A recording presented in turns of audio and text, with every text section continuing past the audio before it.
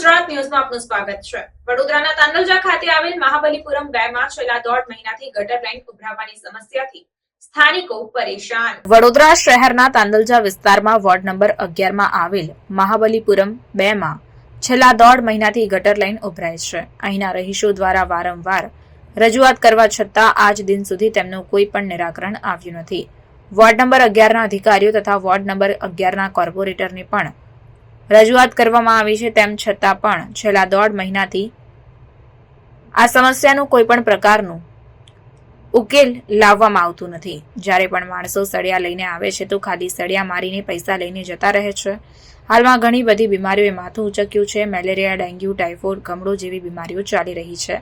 ત્યારે તંત્ર દ્વારા વહેલી તકે આ ગટર લાઇનનું કામ કરવામાં આવે, નહીં તો રહીશો દ્વારા કોર્પોરેશન કચેરી ખાતે આંદોલન કરવામાં આવશે તેવી ચીમકી સ્થાનિક રહીશોએ ઉચ્ચારી હતી। રિપોર્ટ નઝીર શેખ સાથે cameraman Arif Sayyed, secular Gujarat news, Vadodara. કયો વિસ્તાર છે ને શું સમસ્યા છે?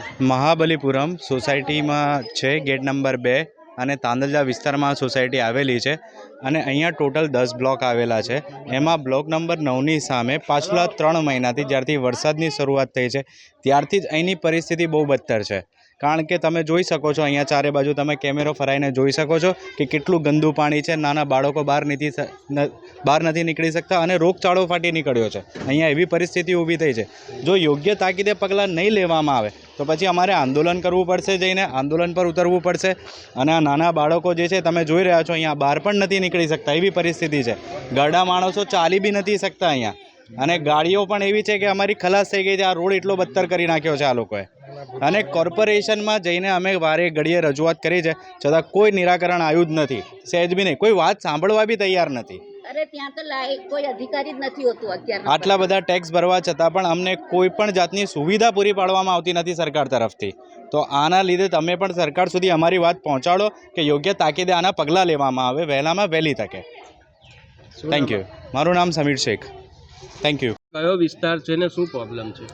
અમારે મહાબલી વિસ્તાર, તાંદલજા રોડ, 9 નંબર બ્લોક, એની જોડે આ 1 નંબરમાં બધા બ્લોકમાંથી પાણી ઉભરે છે। આજે 2-3 મહિના થઈ ગયા છે પણ પાણીનો નિકાલ આવતો નહીં। અમે કમ્પ્લેન્ટ કરીને થાકી ગયા છે। દવા છંટકાવવાળા બી નહીં આવતા। અને આ અમારા નજીક જ બાલવાડી છે, ત્યાં છોકરાઓ આવે છે, ત્યાં પાણી ભરેલું છે। તંત્ર હું જોવે છે? આ અમે ટેક્સ ભરીએ છીએ પણ એનો શું નિકાલ આવે? હમણાં ક્યારે હવે નિકાલ આવશે એનું? 3 મહિના આજે થઈ ગયા છે। તમે ત્યાં જઈને કમ્પ્લેન નોંધાઈ કરી?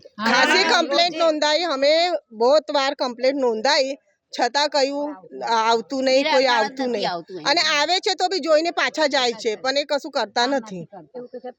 આ તો કે છે પ્રાઇવેટ ગટર લાઈન છે, આ તો પ્રજાની લાઈન છે, પૈસા આપીને અમે લીધેલી લાઈન અમારે છે। ત્યાં આગળ તમે જોશો કેટલું બધું તળાવ ભરેલું છે મંદિર પાસે, બહુ બધું તળાવ, બધું પાણી થઈ જાય છે, ગટરનું જ પાણી ઉભરાય છે। શું માંગ છે તમારી? અમારી માંગ એ છે કે વહેલા તકે આવીને નિકાલ કરી નાખો, નહીં તો અમે અમારા વેરા ભરવાના નથી, બધું બંધ કરીશું। અને જે મેઇન ગટર છે એ મેઇન ગટર આવીને જોઈ લેજો। અમારે ત્યાં ધાર્મિક સ્થળ પણ છે, ધાર્મિક સ્થળો છે, મંદિર છે, મસ્જિદ છે, અમે બધા છે। પણ રહીએ છીએ। શું નામ તમારું? પ્રતિભાબેન।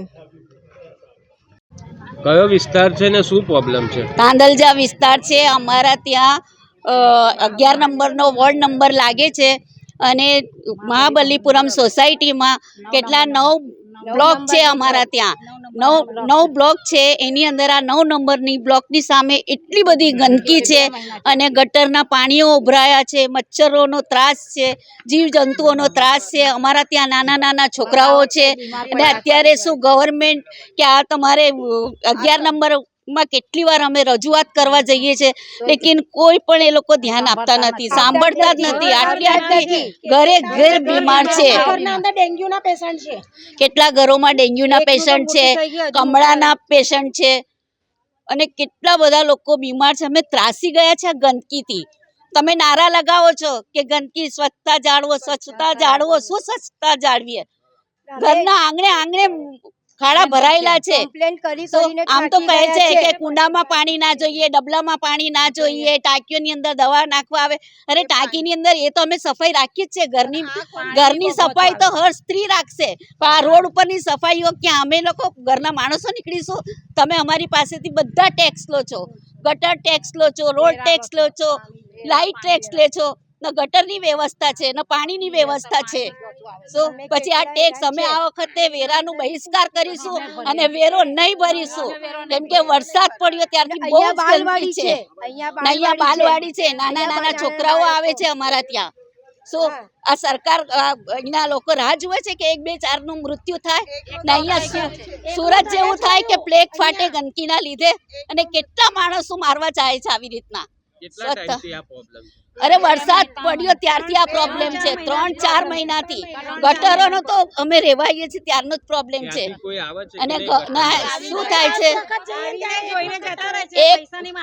એક વખત આવે છે એ લોકો અને રોકડી કરીને જતા રહે છે, તો પછી ગટરનો વેરો શું કરવા અમારા પાસેથી એ લોકો લે છે? શું નામ તમારું?